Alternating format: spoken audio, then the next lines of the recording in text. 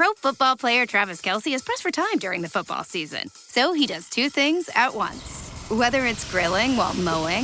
Two things at once! Or getting this season's updated COVID-19 shot at the same visit as his flu shot. Two things at once. You can be like Travis and ask your pharmacist about getting this season's COVID-19 shot at the same visit as your flu shot, if you're due for both, as recommended by the CDC. Learn more and schedule at VaxAssist.com. Sponsored by Pfizer. With Lucky Land Slots, you can get lucky just about anywhere. Dearly beloved, we are gathered here today to... Has anyone seen the bride and groom? Sorry, we're here. We were getting lucky in the limo and we lost track of time. No, Lucky Land Casino, with cash prizes that add up quicker than a guest registry.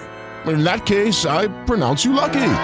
Play for free at LuckyLandSlots.com. Daily bonuses are waiting. No purchase necessary. Void where prohibited by law. 18+. Terms and conditions apply. See website for details. Educate, empower, enable, impact. Thank you for tuning in to That Will Never Work podcast, where we share inspiring information and personal experiences related to business and the entrepreneurial journey from those who are leaders in their respective field. Now, here's your host, author and business coach, Maurice. Thank you, everyone, for tuning in today. I have a powerhouse guest for you today. As he says, he's not your typical lawyer. He loves golf, hates golf, really just like a lot of lawyers.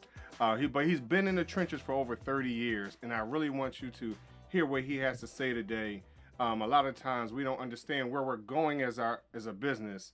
So understanding culture and how to get over certain situations. Are we doing things correctly so we don't run into issues down the line? So we just want to start off at some of the basic stuff today, and I am really, really, truly happy to have him on our podcast today.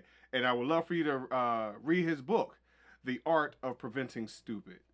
And the author is none other than Mr. Matthew Davis. Thank you, Matthew. How are you today? Man, I'm excited to be here, and I'm excited that your Eagles are in the Super Bowl, my man. Yes, sir. Yes, sir. As we spoke earlier, you know, your team, which is, like you said, you're not too far from them, but the other team is in the Super Bowl too. Yeah, the Chiefs, everybody's excited. And, you know, as I was joking, my mom's got 52 first cousins, and they all live up in Kansas City. So, yeah, I'm related to half the dang town. So listen, you know, sometimes you feel that way, you know, because of personality and things like that. You feel like you can, because Philadelphia, people feel like, hey, Philadelphia is so large, but it really isn't. No, it's, you know, it's everything's a small town once you get there. So. Right. So, you know, we're going to get right into our show today. So, you know, as we're talking about growing our business and things like that, how important is culture within your company? You previewed me with that, and I laughed because it's everything. It's and by the way, I love the title of your podcast because, you know, that's like the challenge every entrepreneur takes on. Oh, that'll never work. And they're like, oh yeah, watch me. Right. Right. But cultures. So, you know, I run a regional law firm. Mm-hmm. I run, you know, we run, and you got to remember it's we, you're building a team that does things. Sometimes you get a little cocky and say, I just don't do that. Just say we, because it really is. And I'm, you know, I run a law firm. Mm-hmm. We run a law firm. Sorry. And law firms are horrible, right? I mean, mm-hmm. they are horribly run. I was just with one of my best buddies from law school. Her mom died. Wow. So I dropped by her house last week, and she was just talking about just law school and how horrible it is. And then the most horrible of all the people go out and run the law firms. And we set our company up really in contrast to that, and in contrast to having a great culture. And that's what we sell to our internal customers, mm-hmm. is that we're going to have a relaxed but a professional culture, mm-hmm. that doesn't, you know, work everybody to death. I mean, we were just interviewing for new attorneys down in Fort Worth.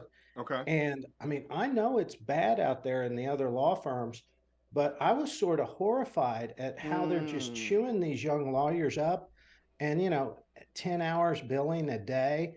and then they write some of it down and say, oh, well, you're going to have to go work on the weekends. And we set up Davis Business Law to run with a culture that is professional, is collaborative, and is fun and takes care of everybody. Nice. And, most law firm ads, when go read them in the bar journals or LinkedIn, read like, hey, would you like to wear a gray suit and terrorize the rest of humanity?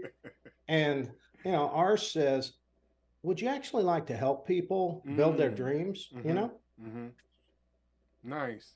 So in that, when people are looking to build their dreams, how would you advise them to protect it, if you will? Yeah. And that's kind of our bailiwick's kind of the $5 word or sandbox or whatever you want to say. Look, the law business ultimately is about helping people deal with their vulnerabilities. Okay. It took me 20 years in the law business to figure that out.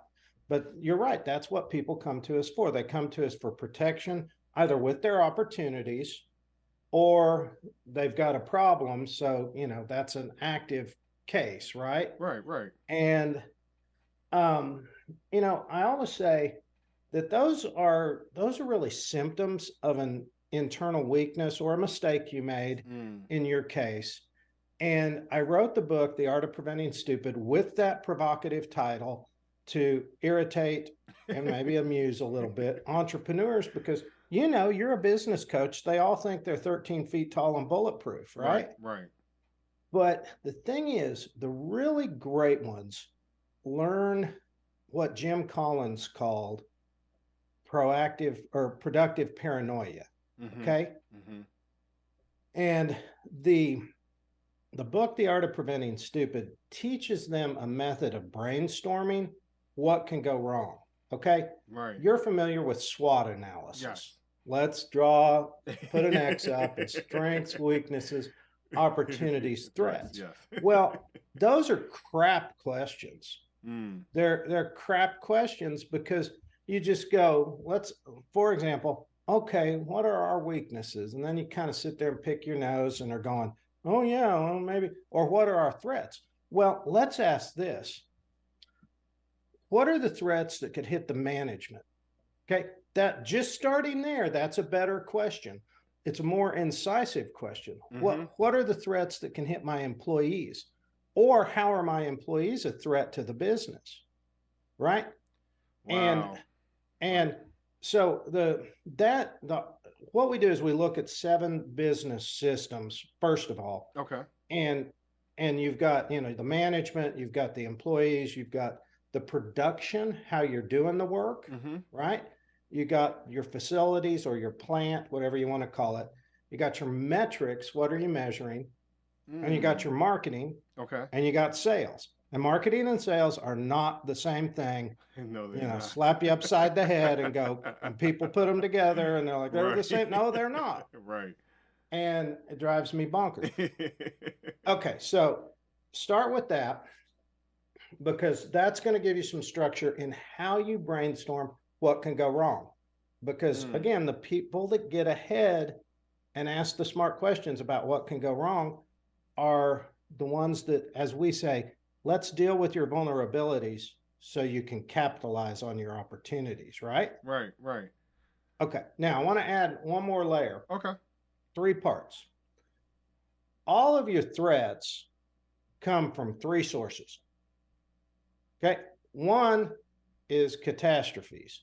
And catastrophes you could call bad luck or, disasters or outside influence. It's the sucker punches you get in life and in your business life that, frankly, most of them are kind of predictable.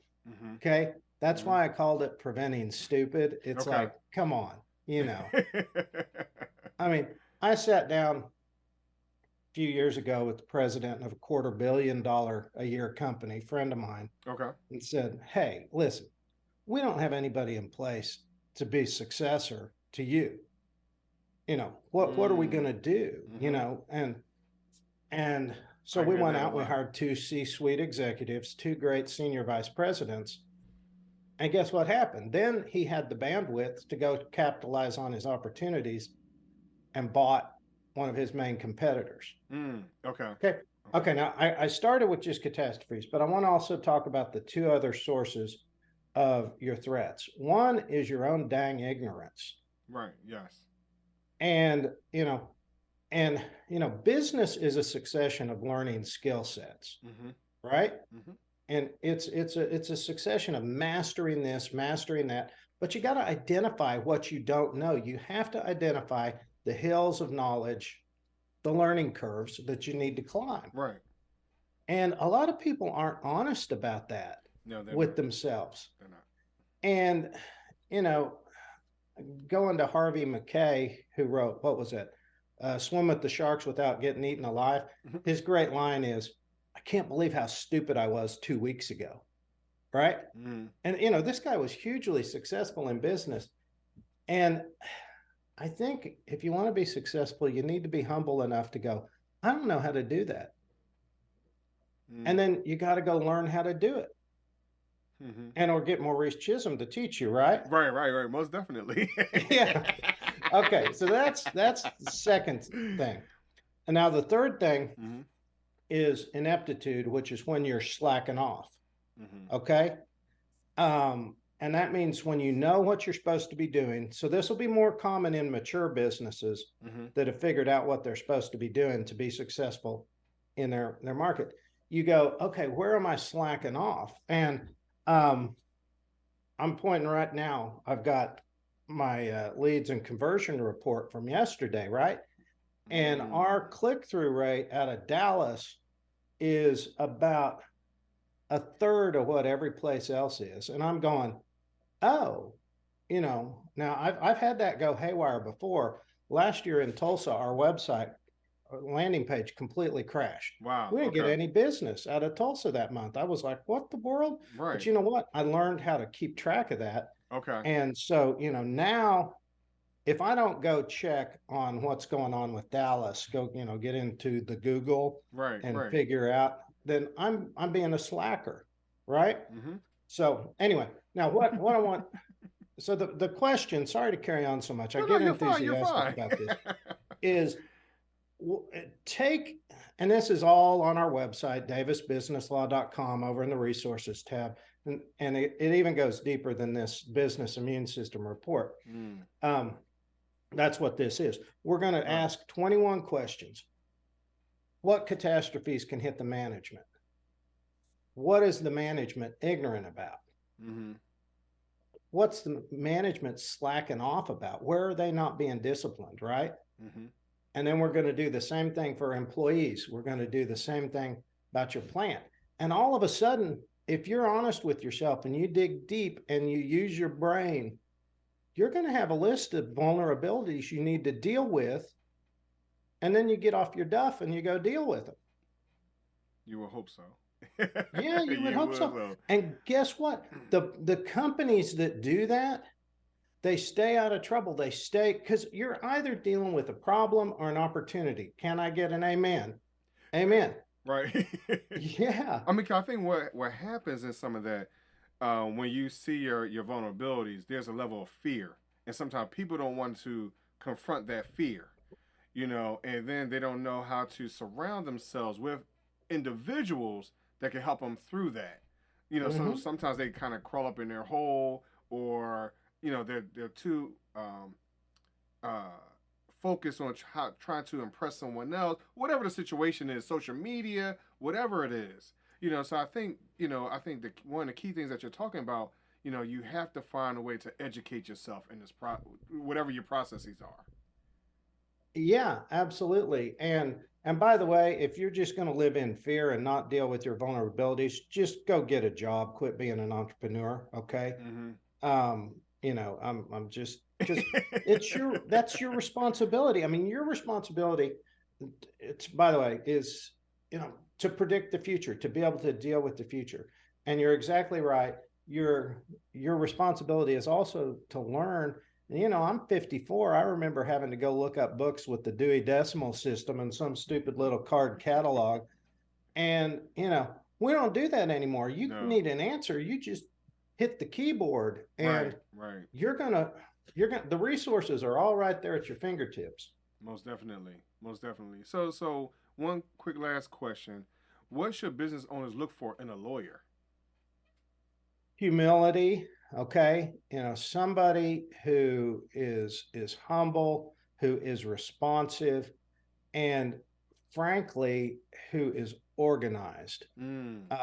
Because lots of lawyers will take on too much work, and even if they, you know, mean well and want to take great care of their clients, if they just get too much work and get too stressed out, I mean, they drive me crazy, these lawyers, and I don't practice law very much anymore. I've got a couple cases open, and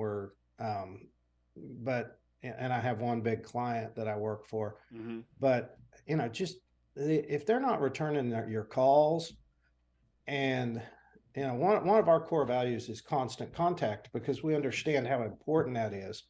And you know, communication is just so critical, and that's the main thing I look for, because if they're not getting with you, it's just a signal that they got too much going on and they're distracted. Wow. Well, Matthew, thank you very much for your interview today. I thank you for all your nuggets today. You know, would you like to share with our listeners where they can reach out to you if they have a question or follow you, you know, any information? Just go over and our website's davisbusinesslaw.com. We've got some great resources that on the resources tab. I'm going to explain them more in my next book that I plan to get out this year, called The Strong Protected Business. And I'm not doing a lot of posting or whatnot anymore. I got out of the habit because I had a big problem happen in that one of our clients hired me we used to have 3 branches, and then they gave me 45 branches. Wow. Which, by the way, we got because I was dealing with the vulnerability of taking care of a big client, and went down, met with them, and the senior vice president was like, wow, dang, this boy's taking care of us. And we got the opportunity. Right. Nice. Now, where can they find your book, though? Amazon. Yeah, just pop over to Amazon. Okay. All right, cool. So thank you very much for coming on, Matthew. So I asked one question of all my guests. Is my would you rather question. Would you rather choose 3 doors or a fork in the road? That's not even fair, Maurice. I guess a fork in the road, you know, because, well, here's why. Okay. You know, in life, you just have to make decisions. Okay. And that means I'm going somewhere, right? Right. And have you ever heard the term should head? No, I have not. I think it's Henry Cloud came up with that. He's the guy that popularized the whole concept of boundaries. He talks about should heads. And these are the people that go through life just going, well, maybe I shouldn't really commit myself. Maybe I shouldn't really give my all. Maybe I shouldn't give my job my best. And guess what? I hate those people. And everybody running a business ought to figure out who they are and get rid of them, because you got to put your heart into it, and you got to make a decision to commit.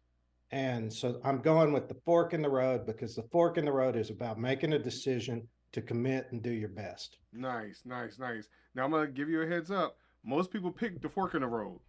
Okay. Which I'm actually surprised, because I thought people would want more options, but everybody's really picking the fork in the road for that same reason. That means you got a great audience that'll make a decision. You don't have a bunch of should heads running around. No, not at all. Cool. Well, Matthew, thank you very much, man. I appreciate you. Hey, thank you. I love being on your show, and best of luck, man. Cool. Thank you very much. Thank you very much, everyone, for listening today. And make sure you tune in and follow Matthew on his website and LinkedIn. Thanks for listening. Find us on social media at Chisholm Group LLC, and check back weekly for new episodes. Until next time, that will never work. Or will it?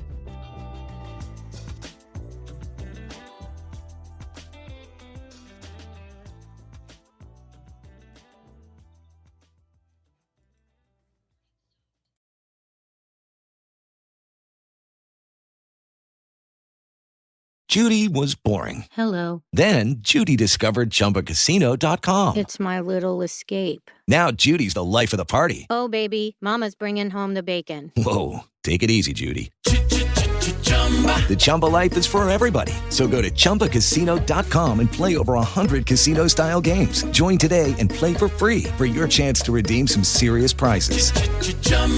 ChumbaCasino.com. No purchase necessary. Void where prohibited by law. 18+ terms and conditions apply. See website for details.